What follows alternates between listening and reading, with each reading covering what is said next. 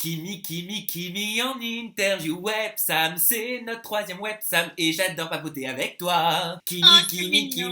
Bon, je vais arrêter de chanter. Je sais pas ce que j'ai en ce moment. Je chante dans toutes mes interviews. Eh ben tant mieux, si tu chantes, c'est que tu te sens bien, c'est la joie de vivre, et la joie de vivre, c'est communicatif, donc ça me plaît. J'envoie le nouveau jingle et je te propose, Kim, qu'on papote très en détail sur ton actualité et surtout sur la dernière saison des Marseillais et des Ch'tis. Jingle!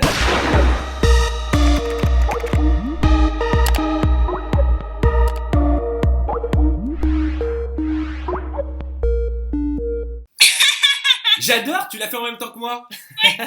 Tu finis par avoir l'habitude après tout. Donc Kim, tu as fait ton retour cette saison dans les Marseillais et les Ch'tis, donc versus le reste du monde sur W9. Tu es de retour après une saison en Afrique du Sud très tendue. Ton arrivée était très attendue également par les téléspectateurs qui voulaient voir ce que tu allais donner sur cette saison-là, parce qu'il y avait pas mal de conflits sur les saisons précédentes. Donc dans un premier temps, je voulais savoir comment toi, sur cette nouvelle aventure, dans quel état d'esprit est-ce que tu étais? Je suis partie, bon, une partie de moi était contente d'y aller, mais notre partie avait un peu peur. C'est vrai que pour moi, l'année dernière, ça s'était passé un peu mal avec plein d'allers-retours, j'arrivais pas à rentrer, les éliminations, les machins. J'étais un peu stressée quand même, mais j'avais hâte d'y être. Et puis surtout, j'avais une appréhension par rapport à Jessica. Qu'est-ce qui te faisait le plus peur? Qu'est-ce que tu appréhendais le plus? J'appréhendais que ma famille se batte pas pour me faire rentrer, parce qu'après ils ont eu un autre état d'esprit, faire rentrer absolument, puis au pire ça sert de joker. Lors de ton arrivée, on voit clairement que Jessica, elle est pas ravie de te voir. Hein. Tu sautes dans les bras de tout le monde et Jessica, elle te regarde vraiment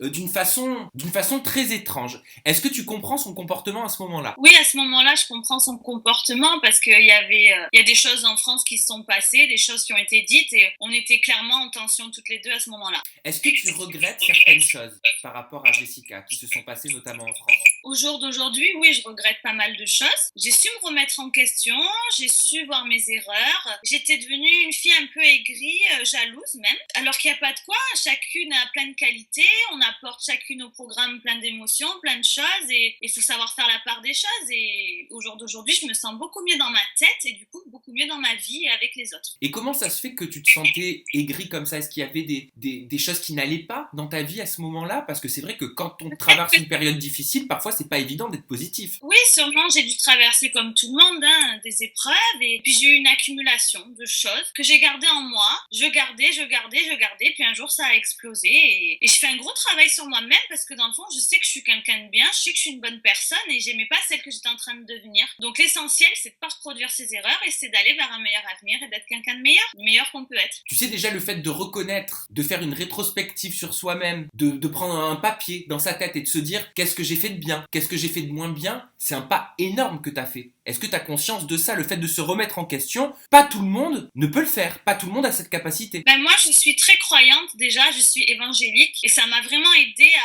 à être une personne meilleure. Et la jalousie, tu peux pas avoir ces vices-là quand tu es croyante évangélique.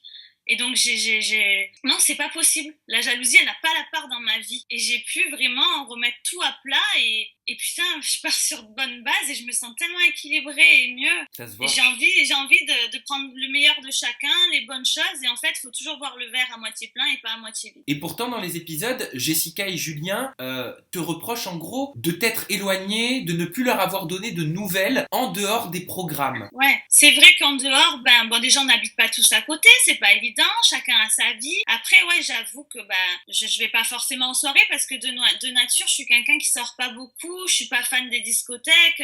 J'ai une vie assez équilibrée, j'aime la nature, faire du sport.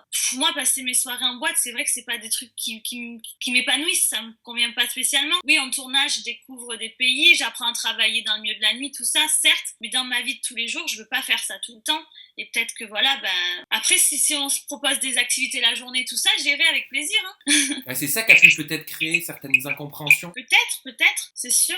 Mais bon, en tout cas, aujourd'hui, ça va mieux avec tout l'ensemble des Marseillais. Vraiment, je me sens mieux. Est-ce que tu as été touché par la réaction de Jessica quand elle te voit craquer? Parce que c'est vrai que tu te mets à craquer. Tu es dans une crise de larmes et c'était extrêmement émouvant. Hein, je te le dis, hein, de regarder ça. Moi, ça m'a fait beaucoup de peine de te voir dans cet état. Et on sent vraiment, à ce moment-là, Jessica compatissante. Comme si elle mettait tout le négatif de côté et comme si elle voyait véritablement, comme si elle retrouvait Kim, quoi. Kim, son Parce amie. que j'ai essayé de lui faire passer un message qu'elle a compris en fait. Et on s'est comprise. Comme je lui ai dit, toi, cette place à l'élimination, tu l'auras pas. Quand ça arrive, ce moment de cérémonie, vous, ça vous fait rire parce que vous savez que vous y passerez jamais en fait. Mais quand c'est ceux qui le vivent, et c'est quand même assez humiliant, c'est attristant, ça fait de la peine. Et là, pour une fois, elle m'a vraiment compris. Et on s'est vraiment comprises, on était en fusion. Et je pense que c'est un début d'amitié qui repart. On est loin, honnêtement, on peut pas se voir tout le temps tout ça, mais on se donne des nouvelles régulièrement maintenant. Et voilà, maintenant, c'est quelqu'un que j'apprécie. Ça me fait plaisir de savoir si elle va bien. On se donne des petites nouvelles, on se WhatsApp. Dans le fond, moi, Jessica, je l'aimais bien. Je l'aimais bien dans le fond. C'est une fille que je trouve jolie, qui a plein de qualités. Seulement, ma jalousie, elle avait pris le dessus. Donc, je la voyais plus comme ça. J'étais aigrie. Vous avez pu avoir une discussion pour mettre voilà, les points sur les i, les barres sur les t et mettre les cartes sur table, quoi, une bonne fois pour toutes. On a parlé et bah écoute, on laisse tout ça de côté. Maintenant, l'essentiel, c'est que ça se passe bien. Moi, je suis mieux dans ma tête, donc ça peut aller que mieux. Après, s'il y aura d'autres histoires qui arrivent, ça sera pas de ma faute parce que moi, je suis en mode zen attitude. Est-ce que ça peut repartir exactement comme avant ou est-ce que tu penses que ça aura quand même cassé quelque chose entre vous? Pour moi, pour ma part, je veux vraiment laisser le passé de côté. Si on a plein de belles choses à vivre, eh ben on les vivra. Avant que tu rentres dans l'aventure, est-ce que tu sentais que tu n'allais pas faire toute l'aventure? Justement, est-ce que tu sentais que tu allais passer aux éliminations? Et je vais pas mentir, bien sûr que je le savais que j'allais passer aux éliminations. Oui, je le savais. Et c'est ça qui fait de la peine aussi de te dire c'est automatique, c'est toi. Mais après, quand on s'y fait, on se dit il y a des choses plus graves dans la vie, je sors, et ben je vais retrouver Mademoiselle Chanel. Et ben voilà. Mademoiselle Chanel, c'est ta chienne, hein, c'est ça pour ceux qui ne le savent pas encore, parce qu'elle est quand même, c'est une figure nationale. Ah bah oui, Chanel, c'est devenu la Chanel nationale. Chacha. À ton départ, il y a le nom de Jessica qui ressort. Elle s'est auto-nommée et on la voit véritablement en larmes. Et moi, je t'ai vu très étonnée à ce moment-là. Est-ce qu'à ce moment précis, tu as pu imaginer que c'était elle qui avait marqué son propre nom? À ce moment-là, j'ai pas trop compris comment ça se fait qu'il y avait son nom. Et quand j'ai su que c'était elle, j'ai trouvé ça trop mignon. J'ai l'impression, moi, que c'était comme si elle te tendait véritablement là une perche pour te dire, écoute, Kim, je suis là, je suis de retour. Oui, c'est mignon qu'elle ait fait ça, se coucher. Je me suis dit, bon, ben, ça me fait plaisir, elle a pas mis mon nom. Et à ce moment-là, j'avais besoin de ça et ça m'a touchée, ouais. Donc aujourd'hui, on peut dire clairement, Kim, que vous êtes redevenus amis avec Jessica. La guerre est terminée. Ah, pour moi, la guerre est complètement terminée. Je suis quelqu'un aujourd'hui qui me sent mieux dans ma vie, dans ma tête et mieux avec les relations autour de moi. Donc aujourd'hui, Jessica, si elle a besoin de moi, je serai là pour elle. On se donne des nouvelles et ça me fait plaisir de l'avoir retrouvée. Même si on habite loin, on se téléphone de temps en temps, on prend des nouvelles. Tu vas participer à la prochaine saison des Marseillais? Ah bah j'espère. Mais j'espère aussi pour toi. T'as déjà prévu ta valise ou pas? Parce que toi, je sais que tu fais toujours très attention aux tenues, à la coquetterie. Ah bah si on part dans les îles, je prends que des bikinis. Ah bah forcément. En même temps, Antonin moi, me disait qu'il aimerait partir du côté de New York, mais malheureusement, du côté de New York, on vous verrait pas en maillot. Hein. Ah non, moi, c'est vraiment pas une destination qui me plaît. Hein. Bah, si on y va, je m'y accommoderai, hein, mais c'est vraiment pas ce qui me donne envie. Hein. Bah oui, Oh là là, la ville, la pollution, là, pas du tout. Moi, j'ai envie d'aller dans la mer, au soleil, loin de tout. Bah oui, on ne verrait pas en maillot, ce serait quand même un crime contre l'humanité. Ah ben ouais, putain, on ferait baisser l'audimat, là. Hein. C'est dommage. D'ailleurs, en parlant de bikini, dans une précédente interview, tu me parlais de ton régime très healthy, très tourné vers le sport. Et tu m'avais dit que tu faisais tout ça parce que tu avais pris quelques kilos. Donc je voulais savoir un petit peu où est-ce que tu en étais dans cette progression ou pas, que tu nous en parles. Alors, j'ai un mental de chihuahua niveau bouffe. C'est très dur pour moi de faire un régime parce que j'ai toujours mangé tout ce que je voulais. C'est vrai que je suis pas le genre à me priver. Donc j'ai essayé, mais mes fesses ont grossi. Je sais pas si tu vois. Ah oui, parce que tu disais que t'étais à fond de squat. Ah ouais. Attends. Ah ouais, ah non, franchement oui. Ah ouais, t'étais sûr que t'as pas mis de mousse ou de prothèse? Ah non, je te jure, c'est mes fesses. D'accord. Je vais pas lever parce que je suis en culotte dessous, Oui, mais oui, bon. bien sûr. Ah là là, dis donc, franchement, c'est... Je dois dire que tu as un bel arrière-train. C'est la vérité. Attends, t'as pas grossi, moi je te vois pas grossi là. Non, c'est pas ça, c'est que je m'étais un peu laissé aller, quoi. Et voilà, hein. Je suis plus toute jeune, hein, j'ai plus 20 ans. Hein. Excuse-moi, mais 29 ans, 30 ans, c'est encore... c'est même pas que c'est encore jeune, c'est jeune. Ouais, non, mais en tout cas, je me sens vraiment au top de la fleur de l'âge. Je me sens beaucoup mieux dans ma peau aujourd'hui qu'à 20 ans. C'est vrai? On se sent mieux à 30 ans plutôt qu'à 20 ans? Je sais pas pour les autres, hein. Moi, en tout cas, au jour d'aujourd'hui, je me sens plus épanouie, que ce soit physiquement, dans ma tête. Je sais mieux me préparer, je sais mieux m'arranger, je vois la vie différemment. J'aurais pas cru dire ça un jour. On dirait une grand-mère qui parle, mais Non, je me mais c'est sens bien. super Mais bien dans ma tête. t'étais une jeune femme plutôt complexée vers 20 ans? Ben, en fait, je connaissais pas la vie et j'avais pas la conscience que j'ai aujourd'hui. Et je trouve que avec les années, j'ai acquis une conscience et que c'est une grande chance. Ben, par exemple, pour les animaux, C'est vrai. pour plein de choses. Ben, depuis que je suis devenue évangélique, tout ça. Évangélique, tu peux nous expliquer un petit peu, nous éclairer, qu'est-ce que ça signifie? Ben, ça s'appuie sur la Bible, c'est le christianisme évangélique, c'est une théologie qui s'appuie sur les questions spirituelles. Donc t'es dans une phase extrêmement spirituelle en ce moment, c'est ça? C'est ça. Et ça consiste en quoi? Qu'est-ce qui rythme ton quotidien? Est-ce qu'il y a une façon de penser? Est-ce que tu te dis, je sais pas, des choses le matin, à ton réveil? Déjà, pense positif, tu fais plein de bonnes choses, tu veux pas de mal aux autres, tu ne juges pas les gens, il n'y a pas de mauvaises choses qui doivent sortir de ta bouche en fait. Mais c'est tout simple. Et quand tu as ces clés, mais qu'est-ce que tu te sens bien? Mais c'est vrai en plus, c'est un truc tout simple à faire. Tu deviens une bonne personne et en fait tu attires le bon. Et toi, tu sens que ça t'est bénéfique dans ta vie de tous les jours, c'est ça? Carrément, carrément, je le sens. Quand tu fais du bien, tu as du bien qui t'arrive. Quand tu as des mauvaises choses qui sortent de ta bouche, des mauvaises pensées, ça te donne un mauvais oracle autour de toi. Et moi, ma vie, elle a radicalement changé. J'ai tous les fruits de Dieu qui arrivent dans ma vie. Moi, je suis très croyante. Ah oui, c'est vrai qu'à la base, t'es quelqu'un de très croyante. Tu es de Oui. confession catholique, c'est ça? Ouais, mais maintenant, je suis évangélique. J'ai envie de prendre des nouvelles de tes sourcils aussi, Kim. Oh, mes sourcils, ils vont beaucoup. Parce que j'ai pensé à toi, attends, c'était quand? C'était il y a quelques jours quand je marchais dans la rue. Je suis passé devant un Sephora et j'ai vu qu'ils répertoriaient la marque Anastasia Beverly Hills. Et j'ai pensé à toi parce que c'est toi qui m'avais parlé de cette marque. Rappelle-toi, tu t'étais inspiré en gros de leur modèle de sourcils J'ai arrêté. pour aller dans la saison des Marseillais en Afrique du Sud. Regarde, maintenant, ils sont épilés, c'est bon. Ouais, c'est vrai. Donc t'as complètement arrêté le mono-sourcil extrêmement épais, c'est totalement fini ça. Ben, peut-être que je ne sais pas le faire bien, en fait. C'est plutôt ça. J'ai allé chez Sephora pour prendre des renseignements parce qu'ils ont tout un stand. Non, maintenant, je m'épile les sourcils, c'est bon. Et au niveau de la musique, parce que moi je fais la mise à jour, hein. Tu le sais, quand je fais une interview avec toi, je prends des nouvelles d'un petit peu tous les secteurs, et je sais que la musique ça te tient énormément à cœur. Tu as sorti un titre cet été au mois de juillet, Joli Joli, qui a très bien tourné sur internet. J'aimerais savoir si tu envisages de sortir un nouveau single et peut-être une nouvelle collaboration. Donc, bah oui, là, on est en projet pour un nouveau single, et même en projet pour sortir mon premier album. Un album? Ouais, j'ai eu beaucoup de demandes, donc ça me fait plaisir. Des bonnes critiques positives. Alors, je me consacre à tout ça. Là, je suis en train de bosser. Donc, c'est vrai que je bosse tellement pour la musique en ce moment que des fois, j'ai même plus le temps de faire de snap, tout ça. Mais j'avance beaucoup, je travaille beaucoup de mon côté et qui va piano va sano. Exactement. Est-ce que tu as des inspirations, des artistes peut-être qui te plaisent? Moi, j'adore Tina Turner. Tina Turner, donc tu vas nous faire quelque chose de rock?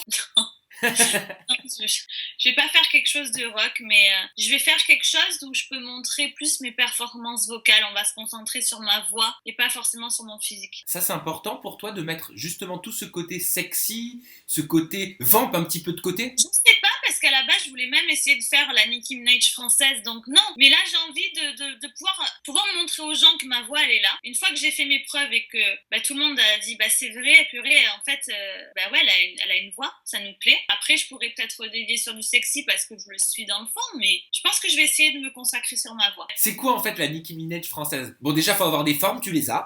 Un personnage provoquant, choquant, mais qu'on adore, quoi, qu'on peut pas s'empêcher de regarder, qu'on analyse. J'ai vu que tu aimais bien Shy'm aussi, j'ai pu lire ça cette semaine dans la presse, et que tu rêverais d'avoir une collaboration avec Shy'm. Bah ouais, c'est vrai qu'en France, c'est une artiste que j'aime beaucoup. Souvent dans ma voiture, je me la mets, j'aime bien ses chansons. Et alors, qu'est-ce que ça te fait si je n'aime pas les protocoles, J'ai fait du yaourt.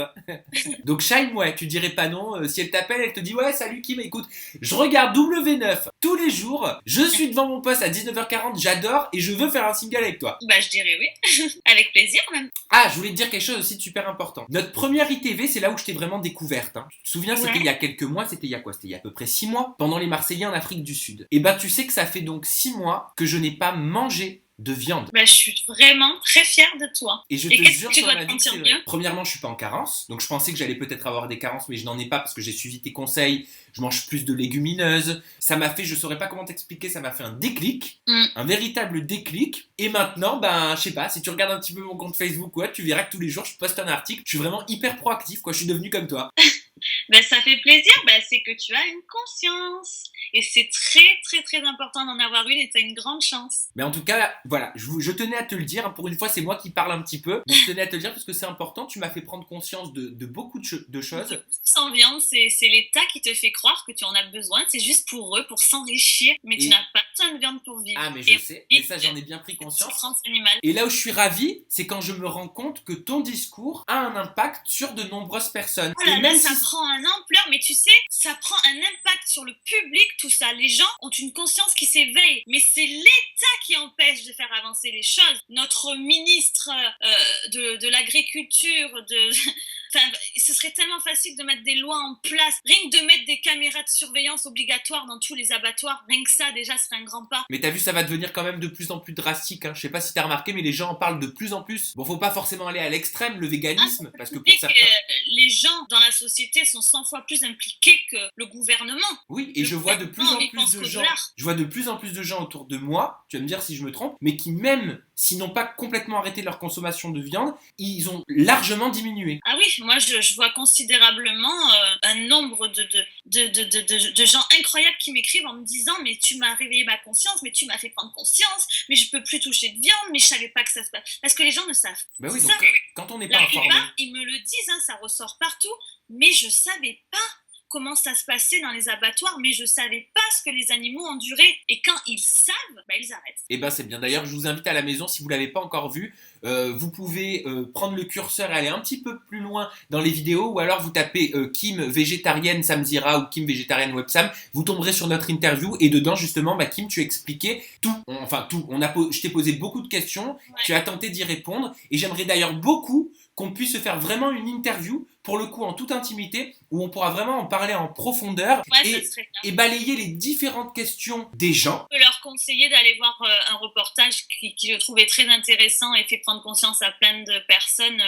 Ça s'appelle Magic Jack le jugement. Oui, et je l'ai vu. Comme je l'avais dit. Donc Magic Jack le jugement, il y a deux versions. Il y en a une de 30 minutes et une de 9 minutes, où il y a un gros résumé. Donc mettez celle de 9 minutes et vous allez voir. C'est rapide et ça permet de bien comprendre. Et c'est efficace. Bon, Kim, je te propose qu'on termine notre interview Websam sur ce sujet extrêmement positif. Merci de m'avoir encore accordé du temps. Je suis super content pour toi parce que je te trouve radieuse, rayonnante, souriante, positive. Et comme tu l'as dit en introduction, de voir quelqu'un de positif, ça donne le smile, tout simplement. Ouais. Donc j'espère à la maison que vous avez le smile. Tes réseaux sociaux, Kim, Snapchat, pour pouvoir voir toutes tes stories. Et bien Tata Kimi for Fan. Merci, Tata Kimi for Fan. Le Twitter, c'est @KimMarseillais. Et enfin, Instagram, c'est kim.marseillais.officiel. Le hashtag, il est là, c'est hashtag Websam. Et puis on se donne rendez-vous très bientôt avec une nouvelle personnalité pour décortiquer la sphère people et télé-réalité tous ensemble. Gros bisous, bye bye. Gros bisous. Bisous Kim.